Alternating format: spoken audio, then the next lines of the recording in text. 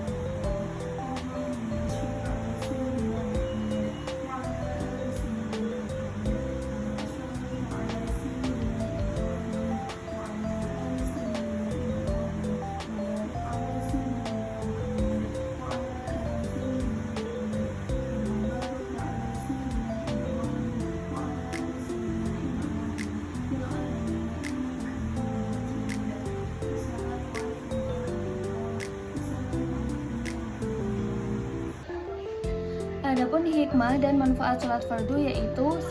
Mendekatkan diri kepada Allah Subhanahu wa taala, menenangkan hati dan pikiran, melatih kedisiplinan dan ketertiban, menjaga dari perbuatan dosa, dan yang terakhir yaitu menumbuhkan rasa kebersamaan terutama dalam saat sholat berjamaah. Dari penjelasan materi tersebut dapat kita pahami bahwa sholat fardu bukan hanya sekedar kewajiban, tetapi juga hadiah dari Allah Subhanahu wa taala untuk mendekatkan diri kepadanya. Namun tidak jarang dari kita masih suka menunda-nunda melakukan sholat fardu tersebut. Padahal sholat adalah tiang agama. Jika tiangnya roboh, maka runtuhlah bangunan keimanan tersebut. Oleh karena itu, buat sahabat seiman semuanya, mulai hari ini marilah kita bertekad untuk tidak lagi menunda-nunda melakukan sholat fardu tersebut. Jadikan sholat sebagai prioritas utama, bukan kewajiban yang dilakukan karena terpaksa.